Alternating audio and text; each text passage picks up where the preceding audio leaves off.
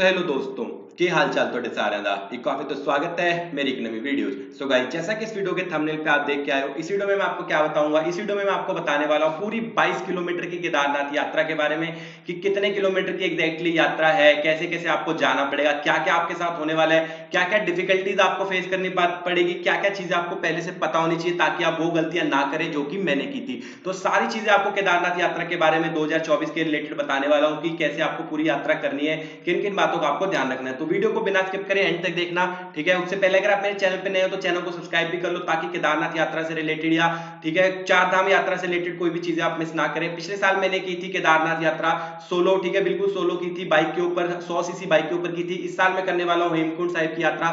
हो सकेगा तो अगर भोले बाबा का बुलावा आएगा तो केदारनाथ यात्रा इस बार हो सके तो फिर से भी जरूर करेंगे।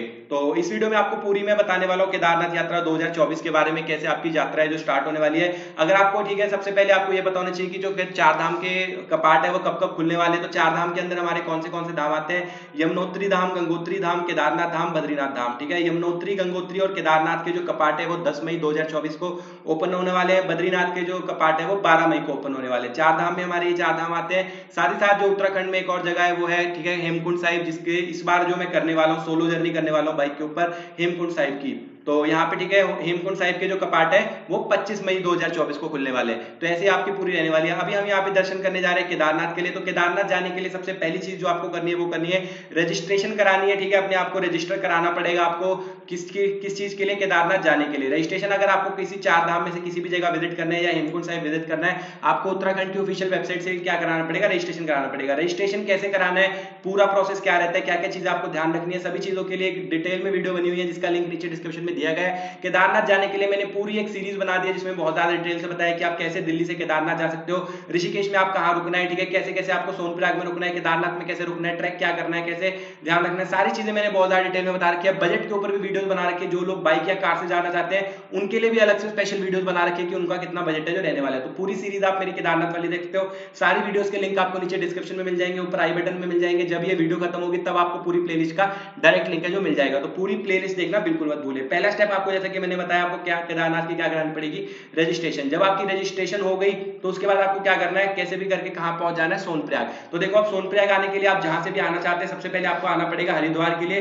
हरिद्वार जैसे ही आप पहुंच जाएंगे, हरिद्वार से ठीक है आपको क्या करना है, हरिद्वार से बस लेके अगर आप अपनी गाड़ी से आ रहे हैं तो आपको सीधा सोनप्रयाग पहुंच जाना है। गूगल के मैप के ऊपर लगा के सोनप्रयाग पहुंच जाए। अगर आप बस से आ रहे हैं तो बस से आपको क्या करना है, पहले बस या ट्रेन से आ रहे हैं, फ्लाइट से आ रहे हैं, पहले आपका जो फर्स्ट पॉइंट रहने वाला है वो रहेगा हरिद्वार। हरिद्वार आप पहुंच जाएंगे। हरिद्वार से सिर्फ एकमात्र तरीका है, ठीक है, बाय रोड आप जा सकते हैं, जिससे कि आपके पास तीन ऑप्शन रहते हैं, या तो आप बस से आ जाए या प्राइवेट टैक्सी से आ जाए, खुद ड्राइव करके आए। तो जो लोग बस से जाना चाहते हैं, बस में आपके पास दो ऑप्शन रहती है, प्राइवेट बस और सरकारी बस। प्राइवेट बस और सरकारी बस का जो किराया रहता है, ठीक है, वो जो आपकी सरकारी बस रहने वाली है उसका किराया रहेगा 700 से 800 रुपए, और जो आपकी प्राइवेट बस रहेगी उसका किराया आपका लगेगा 1000 से 1200। समय टोटल डिस्टेंस है अप्रोक्सीमेट जो हरिद्वार से सोनप्रयाग तक है वो है अप्रोक्सीमेट 300 किलोमीटर। 10 से 12 घंटे का समय है जो आपको लग जाता है। 1000 से 1200 की आपकी जो बस की टिकट है आने वाली है जब आप सोनप्रयाग पहुंच जाएंगे, ठीक है। अब आपका ये सफर तो हो गया, इसके ऊपर भी मैंने बहुत ज्यादा डिटेल में वीडियो बना रखी है कि कैसे आप ऋषिकेश से सोनप्रयाग तक पहुंचने वाले हैं या दिल्ली से सोनप्रयाग पहुंचने वाले हैं। तो इस वीडियो में वो पॉइंट है जो मैं नहीं कवर कर रहा। इस पॉइंट में सिर्फ मैं ट्रैक के बारे में बात करूंगा कि जो आपके साथ ट्रैक पे होने वाला है वो सारी चीजें आपको बता दूंगा, कितना चलना पड़ेगा, कितने कितने किलोमीटर है।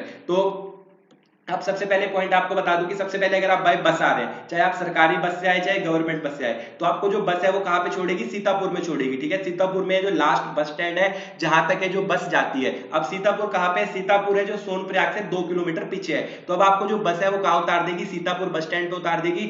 सीतापुर बस स्टैंड से आपके पास क्या ऑप्शन रहने वाली, जो आपकी जो अभी शुरू में जब आपके कपाट ओपन होंगे तब आपको प्राइवेट टैक्सी, कोई भी टैक्सी वाला हो चाहे बस वाला हो, सब लोग आपको सीतापुर में ही उतार देंगे। बाद में जब भीड़ कम हो जाती है तो सिर्फ टैक्सी वालों को अलाउड होता है सोनप्रयाग तक जाने के लिए, या सोनप्रयाग पे जाने के लिए अभी हर टाइम किसको अलाउड होता है, जिनके पास पर्सनल व्हीकल है, क्योंकि सोनप्रयाग में क्या है, बहुत बड़ी प्राइवेट पार्किंग है। अब सोनप्रयाग क्या है, सोनप्रयाग बेस कैंप है जहां से आपका जो ट्रैक है स्टार्ट होता है केदारनाथ के लिए। बेस कैंप का मतलब क्या है कि सोनप्रयाग एक ऐसी जगह है जहां तक आपके सिर्फ व्हीकल्स, गाड़ी, बस सब चीजें सिर्फ सोनप्रयाग तक जाती हैं। अब सोनप्रयाग में मल्टी पार्किंग, बहुत बड़ी पार्किंग्स बनी हुई है जहां पे जो लोग खुद की बाइक पे जा रहे हैं, खुद की गाड़ी पे जा रहे हैं, उनको पेड पार्किंग मिलेगी। कहां पे, सोनप्रयाग में। वो लोग तो सोनप्रयाग तक जा सकते हैं डायरेक्टली, लेकिन जो लोग बस पे आ रहे हैं, टैक्सी पे आ रहे हैं, उनको जो बस और टैक्सी वाले कहां उतारेंगे, सीतापुर बस स्टैंड पे। सीतापुर बस स्टैंड कहां पे, सोनप्रयाग से 2 किलोमीटर पहले। अब आपको जब सीतापुर बस स्टैंड पे बस वालों ने उतार दिया तो आपके पास दो ऑप्शन रहती है, तो शुरू शुरू में तो ऑप्शन रहती है कि आपको पैदल ही जाना पड़ेगा। सीतापुर से सोनप्रयाग का डिस्टेंस है 2 किलोमीटर, जो कि आपको पैदल कवर करना पड़ेगा। जितना भी आपके पास लगेज हो, जितना भी सामान हो, आपको वो डिस्टेंस सब कुछ जो सामान वगैरह उठा के पैदल कवर करना पड़ेगा। तो एक बात का खास ध्यान रखें, फालतू सामान जो घर से बिल्कुल मत लेके आए इस ट्रैक में, क्योंकि आपको बहुत ज्यादा चलना है। कितना कितना चल रहा है आप सुनते जाओ ध्यान से। अब जब आप सीतापुर बस स्टैंड पे पहुंच चुके, तो सीतापुर बस स्टैंड से आपको सोनप्रयाग तक जाना पड़ेगा पैदल, क्योंकि कोई भी बाइक और टैक्सी अलाउड नहीं है। तो आप सोनप्रयाग जब पहुंच जाएंगे पैदल, तो सोनप्रयाग में आपके पास पहली ऑप्शन रहती है, या तो आप सोनप्रयाग में जो होटल्स वगैरह लेके रूम स्टे कर ले। लेकिन बहुत लोग होते हैं कि जो सोनप्रयाग में स्टे नहीं करना चाहते, वो गौरीकुंड में स्टे करना चाहते हैं। अब जो लोग सोनप्रयाग में स्टे नहीं करना चाहते, उनको सोनप्रयाग से जो वॉक करके जाना पड़ेगा कहां तक, जो शेयर टैक्सी वाला पॉइंट है। अब सोनप्रयाग की पूरी मार्केट से आपको चलते चलते चलते जाना पड़ेगा, जो कि अप्रोक्सीमेट 1.5 किलोमीटर का डिस्टेंस है। एक ब्रिज आएगा जिसको क्रॉस करके आपको शेयर टैक्सी मिलती है। सोनप्रयाग लास्ट पॉइंट है जहां तक अपने व्हीकल जाते हैं। सोनप्रयाग से गौरीकुंड का डिस्टेंस है 6 किलोमीटर, जहां से ट्रैक स्टार्ट हो जाता है। लेकिन सोनप्रयाग से गौरीकुंड तक है, जो वहां के लोकल लोग हैं या गवर्नमेंट है, उन्होंने शेयर टैक्सी वाला सिस्टम चला रखा है। उनकी ही शेयर टैक्सी है जो चलती है। तो आपके पास दो ऑप्शन रहते हैं, या तो आप सोनप्रयाग से गौरीकुंड का जो डिस्टेंस है 6 किलोमीटर का, पैदल जा सकते हैं। लेकिन पैदल अगर आपको नहीं जाना, तो आपको क्या करना पड़ेगा, टैक्सी में जाना पड़ेगा। बट आपको पहले सीतापुर से सोनप्रयाग तक 2 किलोमीटर पैदल आना है, फिर सोनप्रयाग मार्केट से जहां से टैक्सी स्टार्ट होती है वहां तक है जो 1.5 किलोमीटर पैदल जाना है। सोनप्रयाग में अगर हम स्टे की बात करें, तो सोनप्रयाग में बहुत सारे स्टेज अवेलेबल है, होटल्स भी अवेलेबल है, डॉर्मेटरीज भी अवेलेबल है, हॉल्स भी अवेलेबल है।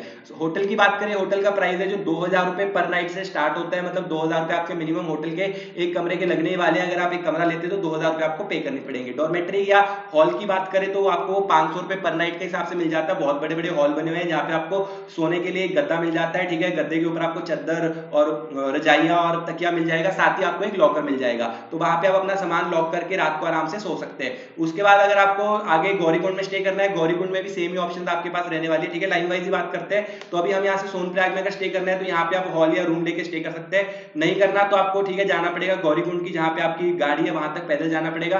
तो अप्रोक्सीमेट अभी तक आप कितना 3.5 किलोमीटर पैदल चल चुके हैं। वहां पे जब आप गाड़ी में बैठेंगे, तो गाड़ी में अप्रोक्सीमेट 15 लोग बैठते हैं, तो वो गाड़ी वेट फुल होने का होगा। उसके बाद वहां पे आपको पे करने पड़ेंगे 50 रुपीज। 50 रुपीज पे करके जब आप पहुंच जाएंगे कहां पे, गौरीकुंड की पार्किंग में। अब सोनप्रयाग से गौरीकुंड का जो 6 किलोमीटर का डिस्टेंस था वो आपने गाड़ी में कवर कर लिया। गौरीकुंड की आप कहां पहुंच गए, कार पार्किंग में। अब आपको गौरीकुंड की कार पार्किंग से जो पैदल जाना पड़ेगा 1 किलोमीटर कहां तक, गौरीकुंड जो मेन विलेज है, ठीक है, गौरीकुंड तक, जहां पे आप या कह सकते हैं गौरीकुंड मंदिर है या गौरीकुंड है, जहां पे आप नहाते हैं, ठीक है, गर्म पानी का कुंड है गौरीकुंड, वहां तक आपको जाना पड़ेगा। तो वो डिस्टेंस है पार्किंग से लेके गौरीकुंड तक 1 किलोमीटर का। तो आपको फिर से जो 1 किलोमीटर पैदल वहां तक चल के जाना पड़ेगा। अब आपके पास ऑप्शन रहती है, या तो आप ट्रैक डायरेक्टली स्टार्ट कर लें, ठीक है, गौरीकुंड से लेके केदारनाथ तक। अगर आपके पास टाइम है तो आप डायरेक्टली ट्रैक स्टार्ट कर रहे हैं, या आप गौरीकुंड में स्टे कर रहे हैं। गौरीकुंड में भी स्टे कर रहे हैं, आपके पास सेम ही ऑप्शन अवेलेबल है। या तो आपके पास क्या रहता है, हॉल की ऑप्शन अवेलेबल रहती है 500 रुपए पर डे के हिसाब, या आपके पास 2000 रुपए से स्टार्ट होकर होटल के रूम रहते हैं। तो वहां पे आप स्टे कर सकते हैं। खाने के ऑप्शन गौरीकुंड में बहुत सारी अवेलेबल है। आपको जो भी चीज चाहिए ट्रैक से रिलेटेड, जूते चप्पल कपड़े खाना पीना मेडिसिन, सारा कुछ आपको गौरीकुंड में मिल जाता है। वही एक लास्ट विलेज है जहां पे आपको कुछ भी शॉपिंग करने के लिए मिल रही है। उसके ऊपर आपको कुछ भी इंपॉर्टेंट चीजें हैं जो नहीं मिलने वाली। तो अगर आप कोई चीज ऐसी है जो भूल गए हैं, जो बहुत ज्यादा जरूरी है,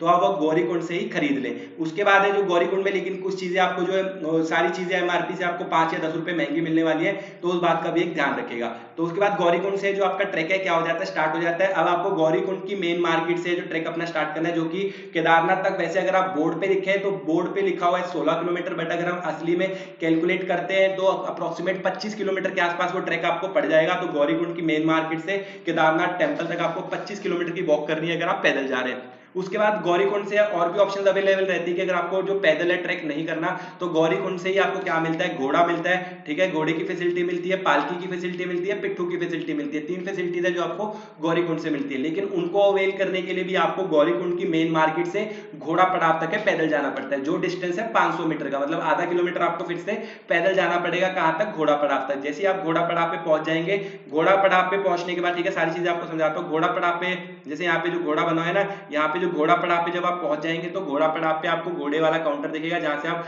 पालकी घोड़ा या जो भी फैसिलिटी अवेल करना चाहते हैं कर सकते हैं। अगर आप पैदल जा रहे हैं तो पैदल आपको गौरीकुंड से पैदल स्टार्ट कर देना है। आप पहले पहुंचेंगे जंगल चट्टी, ठीक है। तो जो गौरीकुंड से जंगल चट्टी का डिस्टेंस है वो है 4 किलोमीटर का, जो आपको कवर करना पड़ेगा।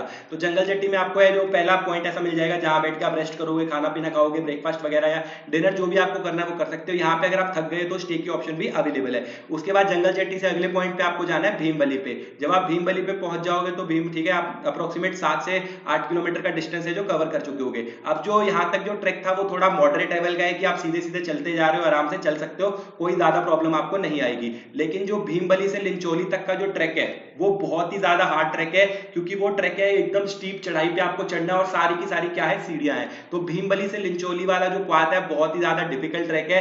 4 से 5 किलोमीटर का जो डिस्टेंस है बहुत ही ज्यादा डिफिकल्ट आपको पड़ जाता है। उसके बाद जब आप लिंचोली क्रॉस कर लेंगे तो लिंचोली क्रॉस करने के बाद जो ट्रैक है वो फिर से मॉडरेट लेवल का हो जाता है, इजी नहीं होता, मॉडरेट लेवल का हो जाता है। बट वहां पे नई परेशानियां शुरू हो जाती है कि ऑक्सीजन का लेवल है बहुत ज्यादा कम हो जाता है, सारी तरफ आपको स्नो ही स्नो दिखेगी, मतलब कि स्नो स्टार्ट हो जाती है लिंचोली के बाद। तो वहां पे आपको काफी सारे शॉर्टकट्स भी दिखेंगे कि आप शॉर्टकट्स ले लो। आपको स्ट्रिक्टली मना कर रहा हूं कि आप शॉर्टकट्स वगैरह बिल्कुल मत लेना अगर फिट नहीं हो। जो शॉर्टकट्स है वो छोटे तो हैं, आपका समय तो कम कर देंगे, बट वो बहुत ज्यादा स्टीप चढ़ाई है और बहुत ज्यादा वहां पे लोग फिसलते हैं या उनको प्रॉब्लम होती है। जब मैंने खुद भी किया था तो हमको तो कोई प्रॉब्लम नहीं आई, बट जो और लोग हैं जो ट्राई कर रहे थे लड़के वगैरह, उनके सर दर्द होने स्टार्ट हो गए, ऑक्सीजन की कमी हो गई, आधे तो चक्कर खा के गिर गए। तो शॉर्टकट्स तभी लेना अगर आप बहुत ज्यादा फिजिकली फिट हो और उस चीज को हैंडल कर सकते हो कि जो आपको सांस चढ़ रही है या आपको ऑक्सीजन की कमी हो रही है उस चीज को हैंडल कर सकते हो। लेकिन अगर आपको अनईजी लग रहा है, आप ऑलरेडी लगता है कि आप थक चुके हो, एग्जॉस्ट हो चुके हो, तो शॉर्टकट में लेना, जो नॉर्मल रास्ते हैं उस पे सीधे सीधे चलते जाना। वो आपको लंबा पड़ेगा बट आपको वो आसानी से पहुंचा देगा बिना किसी प्रॉब्लम के। तो लिंचोली के बाद जो केदारनाथ बेस कैंप का है वो डिस्टेंस लिखा तो 4 किलोमीटर का हुआ है, बट ओरिजिनल में वो 7 से 8 किलोमीटर का डिस्टेंस है, जिसमें कि आपको स्नो में भी गुजरना पड़ता है, ठीक है, काफी काफी मुश्किल पैचेस भी आते हैं और एक काफी ज्यादा लंबा डिस्टेंस है जो आपको कवर करना पड़ेगा। फाइनली आप लिंचोली से चल के केदारनाथ बेस कैंप तक है जो पहुंच जाओगे। अब आपको जो ये टोटल डिस्टेंस कवर करने में जो टाइम लगने वाला है वो 10 से 12 घंटे का लगेगा। अगर आप तेज से तेज भी जाते हो तो भी आपको 8 घंटे से कम टाइम में नहीं लगने वाला। गौरीकुंड से केदारनाथ बेस कैंप तक पहुंचने के लिए मिनिमम आपको 8 घंटे का समय लगेगा। उसके बाद जब आप केदारनाथ बेस कैंप पे पहुंच जाओगे तो यहाँ पे जाके जो आपको अपना स्टे वगैरह बुक करना है, क्योंकि यहीं पे जो आपके स्टे है सबसे सस्ते आपको मिलने वाले हैं। इससे अगर आप आगे जाओगे तो आपके जो स्टे है वो आपको क्या मिलेंगे, महंगे मिलेंगे, क्योंकि केदारनाथ बेस कैंप से जो स्टे स्टार्ट हो जाते हैं यहाँ पे सारे टेंट वगैरह लगे होंगे। आपको शेयरिंग में भी टेंट मिल जाएगा, पर्सनल टेंट मिल जाएगा। शेयरिंग में अगर टेंट लेते हो तो 1000 रुपए पर पर्सन के हिसाब से मिलता है। जैसे शेयरिंग में टेंट रहता है 3 लोग या 4 लोग एक टेंट में रुकने वाले हैं। अगर आप सोलो हो तो शेयरिंग में मिल जाएगा 1000 रुपए पर पर्सन के हिसाब से। अगर आप 3 या 4 लोग हो तो आपको 3 से 4000 में पूरा टेंट मिल जाएगा, जिसमें आप 3 4 5 लोग जितने भी हो रह सकते हो। तो ऐसे करके आपको यहाँ पे सबसे सस्ता है जो स्टे मिलने वाला है। उसके बाद जो केदारनाथ बेस कैंप से केदारनाथ का डिस्टेंस है वो अप्रोक्सीमेट 1 किलोमीटर का है, ठीक है। जो हेलीपैड है वो भी आपको केदारनाथ बेस कैंप के पास देखने को मिल जाता है। यहाँ से जो हेलीकॉप्टर से भी जा रहे हैं उनको भी जो पैदल है जाना पड़ता है। अब जो लोग घोड़े वगैरह पे जा रहे हैं उन लोगों को भी बता दूं, उनको लगता होगा कि सीधा केदारनाथ तक छोड़ देंगे, ऐसा नहीं है। जो घोड़े वाले हैं वो भी ठीक है केदारनाथ बेस कैंप से 500 मीटर पहले क्या है घोड़ा पड़ाव है, तो वो घोड़े वाले भी आपको वहीं छोड़ देंगे। तो घोड़ा पड़ाव से लेके केदारनाथ मंदिर तक 1.5 किलोमीटर का डिस्टेंस है जो आपको वॉक करके जाना पड़ता है। तो वो लोग वो सबको वॉक करना ही पड़ेगा, चाहे घोड़े पे जा रहे हो, चाहे हेलीकॉप्टर पे जा रहे हो, चाहे पैदल जा रहे हो, सबको यहाँ तक तो पैदल जाना पड़ेगा। तो घोड़े वालों को घोड़े वाले उतार देते हैं घोड़ा पड़ाव पे 1.5 किलोमीटर पहले, हेलीकॉप्टर वाले उतार देते हैं केदारनाथ बेस कैंप से पहले, मतलब बेस कैंप पे 1 किलोमीटर पहले, और जो पैदल जा रहे हैं वो तो पैदल ही जा रहे हैं। तो केदारनाथ बेस कैंप पे आप अपने स्टेज वगैरह सब बुक कर सकते हो। यहाँ पे आपको हट टेंट सब कुछ मिल जाएगा, पैसे आपको बता दिए। उसके बाद जब आप केदारनाथ बेस कैंप केदारनाथ की तरफ जाओगे तब आपकी रजिस्ट्रेशन पर्ची जो चेक होगी, एक लाइन लगी होगी जहां पे आपको अपना रजिस्ट्रेशन टोकन चेक करा के रजिस्ट्रेशन स्लिप लेनी होगी दर्शन करने के लिए। दर्शन करने के लिए आपको एक स्लॉट दिया जाता है कि इस टाइम में आप जो दर्शन वगैरह कर सकते हैं। वैसे शुरू में सिस्टम है जो स्ट्रिक्ट रहता है स्लॉट वाला, बाद में स्ट्रिक्ट नहीं रहता, सिर्फ आपको अपनी रजिस्ट्रेशन है वो दिखानी पड़ती है और टोकन लेना पड़ता है। उसके बाद जो दर्शन है आप कभी भी कर सकते हैं। तो केदारनाथ बेस कैंप से आपको जाना है केदारनाथ की तरफ, यहाँ पे आपको सारे होटल्स ही होटल दिख जाएंगे। उसके बाद आपको ढाबे होटल सब कुछ यहाँ पे देखने को मिल जाएगा। केदारनाथ जहाँ से बेस कैंप स्टार्ट होता है वहां पे आपको सबसे सस्ता मिलेगा। जैसे जैसे आप मंदिर की तरफ जाते जाएंगे वैसे वैसे जो होटल्स है हट्स है महंगी होती जाएंगी। तो जैसे आप केदारनाथ मंदिर के परिसर के आसपास पहुंच गए 200-300 मीटर, वहां पे जितने भी होटल्स है उनका जो आपको रेट मिलने वाला है वो अगर आप पहले से बुक करके आए तो 10 से 12,000 रुपए एक नाइट का पड़ेगा। अगर आप ऑन द स्पॉट बुक कर रहे हैं तो 15 से 20,000 रुपए एक नाइट का है जो होटल का प्राइस आपको पड़ेगा। वहां पे अगर आप आसपास जो केदारनाथ मंदिर के आसपास टेंट वगैरह भी लेते हो, ठीक है, स्टे के लिए, तो वहां पे आपको टेंट के लिए भी 2,000 से 2,500 रुपए पर हेड के हिसाब से पे करना पड़ता है। तो जो लोगों का जितना बजट है उस हिसाब से अपना स्टे है जो आप बुक कर सकते हैं, लेकिन आप जो स्टे का प्राइस है केदारनाथ बेस कैंप से ही पता करना स्टार्ट कर दे। उसके बाद जब आप मंदिर पहुंच जाएंगे, मंदिर पहुंचने के बाद आप आरती वगैरह अटेंड करा सकते हैं। फूड है जो आपको बिल्कुल फ्री ऑफ कॉस्ट में मिल जाता है केदारनाथ में। कहाँ पे मिलता है, ठीक है, केदारनाथ मंदिर के बिल्कुल पीछे है जो भंडारा चलता रहता है हर समय, तो लोगों को पैसे फूड के ऊपर पैसे खर्चने की बिल्कुल जरूरत नहीं है, बिल्कुल फ्री ऑफ कॉस्ट है जो आपको फूड वहां से मिल जाएगा। तो वहां से आप फूड वगैरह भी खा सकते हो।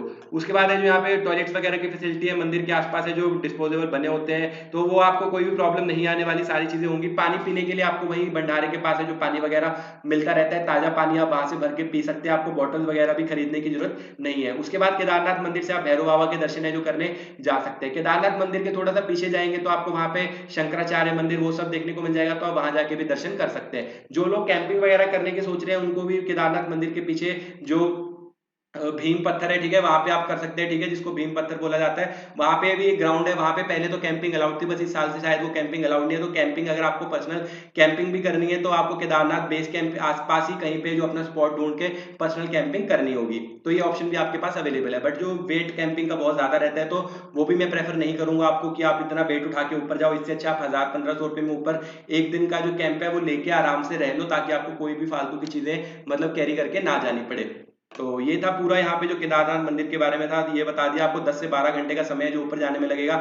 जो केदारनाथ मंदिर है वो सुबह 5 बजे से लेकर 7 बजे तक खुल जाता है। जो लाइन है सुबह सुबह वो 3 बजे ही लग जाती है। तो अगर आप सुबह जो दर्शन करना चाहते हैं, एक स्पेशल बात और बता रहा हूँ, जो इस पॉइंट तक आए हैं वीडियो में उनको मैं स्पर्श दर्शन के बारे में बता रहा हूँ कि जो केदारनाथ मंदिर में शिवलिंग को स्पर्श करने वाले जो दर्शन होते हैं वो सुबह सिर्फ आप कह सकते हैं सुबह के 1 घंटा ही होता है। मतलब जैसे सुबह 5 बजे कपाट खुल रहे हैं तो 5 से 6 बजे तक स्पर्श दर्शन होते हैं, उसके बाद सिर्फ आप देखने वाले दर्शन होते हैं। तो जो लोग भी स्पर्श दर्शन करना चाहते हैं वो सुबह 5 बजे है जो मतलब 3 बजे लाइन में लग जाए, ताकि जैसे ही कपाट खुले तो उनको पहले दर्शन हो और उनको स्पर्श दर्शन करने का मौका मिले। तो ये था आपका बोनस पॉइंट जो आपको यहाँ पे आके पता लगा। तो ये थी पूरी इन्फॉर्मेशन केदारनाथ मंदिर से रिलेटेड। मंदिर है जो सुबह कह सकते हैं 5 बजे से लेकर रात के 8:30 बजे तक खुलता है, जिसके बीच में आप पूरा दर्शन कर सकते हैं। तो ये थी कंप्लीट इन्फॉर्मेशन केदारनाथ मंदिर से रिलेटेड। फिर भी अगर आपको कोई डाउट वगैरह मुझे कमेंट्स में पूछ सकते हो। आई होप आपको इस वीडियो से हेल्प मिली होगी। वीडियो पसंद आई तो वीडियो को लाइक कर देना और मुझे चैनल को सब्सक्राइब जरूर करके जाना, और इस वीडियो को अपने और दोस्तों के साथ जरूर शेयर करना। हर हर महादेव।